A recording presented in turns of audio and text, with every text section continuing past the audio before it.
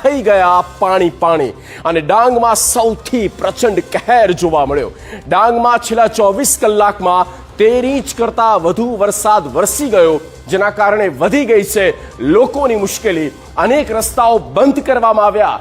નવસારી વલસાડમાં પણ આકાશી તરખાટ છે અને તેના કારણે આખાએ શહેરમાં જિલ્લામાં જળ તાંડવની સ્થિતિ ઊભી થઈ।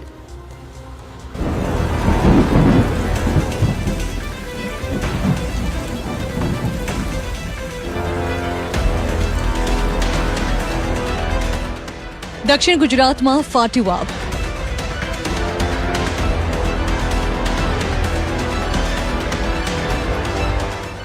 નવસારી ખૂબ જ આક્રમક અંદાજ।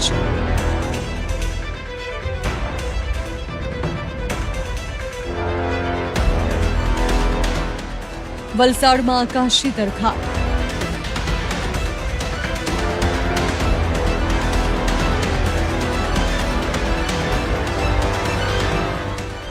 ડાંગમાં કુદરતનો ચમત્કાર।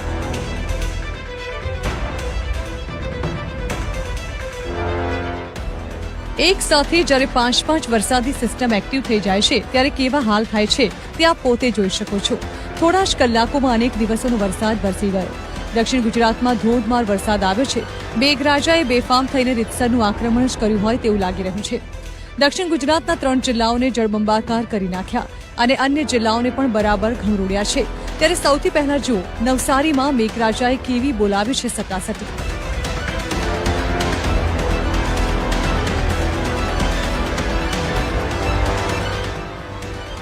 નવસારીમાંથી પસાર થતી તમામ નદીઓમાં હાલ આવ્યા છે ઘોડાપૂર। ઉપરવાસમાં વરસાદથી કાવેરી નદીની સપાટીમાં વધારો થયો છે। ચીખલી તાલુકામાં છેલ્લા 3 કલાકમાં 8 ઇંચ વરસાદ વરસી જતા પાણી થઈ ગયા છે। હાલ કાવેરી નદીની સપાટી 10 ફૂટ પર પહોંચી છે। કાવેરી નદીની ભયજનક સપાટી છે 19 ફૂટ। હાલ ચિંતાની કોઈ વાત નથી, પરંતુ આગામી 48 કલાક ભારે વરસાદની આગાહી છે, જેથી તંત્ર એલર્ટ થયું છે। કાવેરી નદી પરનો કોઝવે ઓવરફ્લો થઈ જતા 10 ગામને એલર્ટ કરવામાં આવ્યા છે। કાવેરી નદીના પટમાં અવરજવર કરવા પર પ્રતિબંધ મુકાયો છે।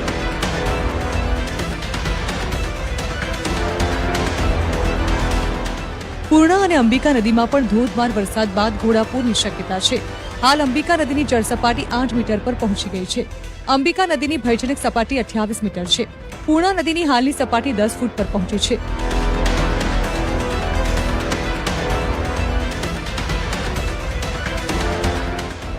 જિલ્લાની નદીઓ હાલ ડરામણી લાગી રહી છે, જે બાદ હવે આ દ્રશ્યો જુઓ। નવસારીના બિલીમોરા શહેરમાં પણ ધોધમાર વરસાદ વરસ્યો છે। બિલીમોરા તેમજ આજુબાજુના ગામોમાં ભારે વરસાદથી લોકોની મુશ્કેલી વધી ગઈ છે। જુઓ કેવી રીતે ભરાયા છે પાણી। ચોતરફ માત્ર પાણી જ પાણી જોવા મળી રહ્યું છે। દેવસર વિસ્તારના વેંકટેશ્વર નગરમાં ઘરમાં પાણી ભરાયા છે। બિલીમોરા શહેરમાં આવેલી બંકેશ્વર સોસાયટીમાં પણ પાણી ભરાયા છે। 200થી વધુ ઘરમાં કમર સુધી પાણી ભરાઈ ગયા, જેથી વધી ગઈ છે પરેશાની।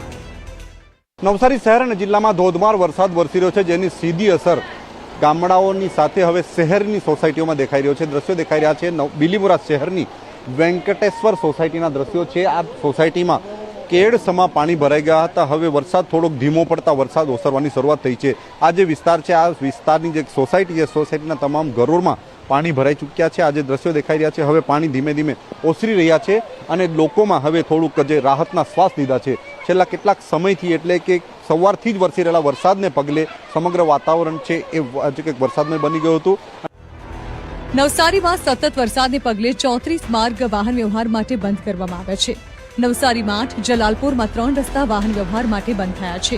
ગણદેવીના 7 માર્ગ પર પણ વાહન વ્યવહાર સદંતર બંધ થઈ ગયા છે। ચીખલી વાંસના 9 રસ્તામાં પાણીમાં ગરકાવ થતા બંધ કરાયા છે। કોઝવે પર ઓવરટોપિંગને કારણે માર્ગ બંધ કરવાની ફરજ પડી છે। હવે જુઓ ધોધમાર વરસાદ બાદ નવસારીના હાઈવે પર કેવા હાલ થયા છે। નવસારી જિલ્લાના ચીખલી તાલુકામાં 2 કલાકમાં 8 ઇંચ વરસાદથી જળબંબાકાર જોવા મળી રહ્યો છે। નેશનલ હાઈવે નંબર 48 પર પાણી ફરી વળ્યા છે। ચીખલી નજીક થાલા ગામે નેશનલ હાઈવે પર પાણી ભરાયા છે। સર્વિસ રોડ પર પણ પાણી ભરાતા વાહન ચાલકોને હાલાકી પડી રહી છે। હાઈવે પર પાણીનો યોગ્ય નિકાલ ન થતા પાણીનો ભરાવો થયો છે।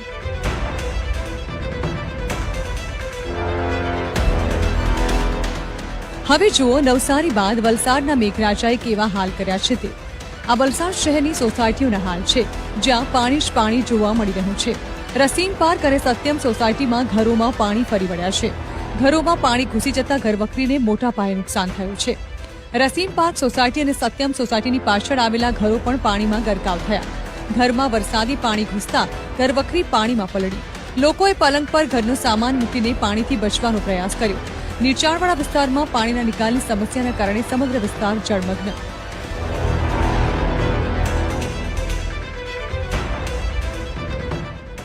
હવે જુઓ, અહીં તો પાણીનો વિસ્ફોટ થયો હોય તેવા દ્રશ્યો જોવા મળી રહ્યા છે. ભારે વરસાદ બાદ હાલાકી શું હોય છે તેના બોલતા દ્રશ્યો છે. શહેરના નનકવાડા વિસ્તારમાં ફરી વળ્યા છે પાણી. જુઓ, સોસાયટીના પહેલા માળ સુધી પાણી પહોંચી ગયા છે, જેના કારણે લોકો દહેશતમાં છે. શાંતિવન સોસાયટી, દેવ એવન્યુ સોસાયટીમાં પાણી ભરાયા છે. ગ્રામ્ય વિસ્તારની સોસાયટીઓમાં ગળાડૂબ પાણી ભરાતા લોકોને હાલાકી થઈ ગઈ છે. વલસાડમાં મેઘરાજાએ ધડબડાટી બોલાવી છે. 2 કલાકમાં 6 ઇંચ વરસાદ બાદ જળબંબાકારની સ્થિતિ જોવા મળી રહી છે. ભાગડાવાડા ગામની સોસાયટીઓમાં પાણી ફરી વળ્યા છે. ગ્રીન પાર્ક, વિનાયકનગર સોસાયટી સહિતના વિસ્તારોમાં પાણી ઘૂસ્યા છે. ભારે વરસાદ બાદ વલસાડના ભાગડાવાડા જિલ્લામાં સ્થિતિ કફોડી બની. અહીંની મોટાભાગની સોસાયટીઓમાં પૂરના પાણી ફરી વળ્યા છે. કેટલાક વિસ્તારોમાં ઘૂંટણસમા તો કેટલાક વિસ્તારોમાં કેડસમા પાણી ભરાયા છે. તો ચિંતાજનક વાત એ છે કે એકાએક પાણી ઘરોની અંદર ઘૂસી આવતા ફર્નિચર સહિતની ઘરવખરીને મોટા પાયે નુકસાન પહોંચ્યું છે અને સ્થાનિકોની હાલાકી વધી છે. વલસાડમાં અતિભારે વરસાદથી આબ ફાટ્યા જેવી સ્થિતિ સર્જાઈ છે. આ દ્રશ્યોથી આ વાત સ્પષ્ટ થઈ ગઈ છે. વલસાડમાં 2 કલાકમાં 6 ઇંચથી વધુ વરસાદથી જળબંબાકાર છે. છેલ્લા 24 કલાકમાં કુલ 10 ઇંચ કરતાં વધુ વરસાદથી હાલત કફોડી થઈ છે. ધોધમાર વરસાદને પગલે આખું વલસાડ શહેર પાણીમાં ગરકાવ થયું હોય તેવી સ્થિતિ સર્જાઈ છે. દુકાનો અને ઘરોમાં પણ પાણી ફરી વળતા લોકોને ભારે નુકસાની વેઠવાનો વારો આવ્યો છે. શહેરના Kosamba road, Halar road, Tithal road, MG road, Bhagdawada સહિત તમામ વિસ્તારોમાં પાણીની સ્થિતિ છે. આકાશી આફતની તસવીરો જોયા બાદ હવે જુઓ કુદરતનો સુંદર નજારો. ડાંગમાં ધોધમાર વરસાદ બાદ હીરાધોધ સોળે કળાએ ખીલ્યો. ભારે વરસાદને પગલે ધોધમાં નવા નીરની આવક થઈ રહી છે. ધોધના તોફાની પ્રવાહના સુંદર દ્રશ્યો કેમેરામાં કેદ થયા છે. ડાંગ જિલ્લામાં ચોમાસાએ જમાવટ કરતા કુદરતી સૌંદર્ય ખીલી ઉઠ્યું.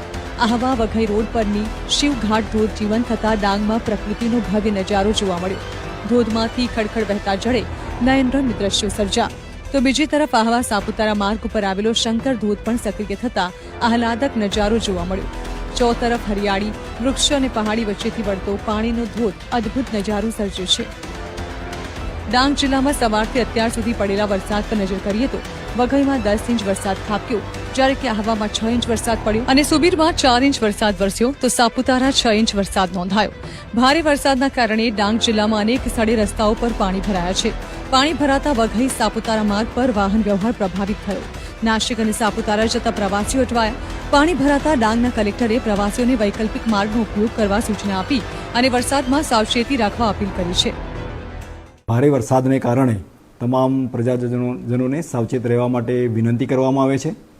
ઓવરટોપિંગને કારણે અવરોધાયેલા માર્ગોને બદલે વાહન ચાલકો, રાહદારીઓ અને ખેડૂતોને વિનંતી કરવામાં આવે છે કે આ માટે વૈકલ્પિક માર્ગોનો ઉપયોગ કરવામાં આવે.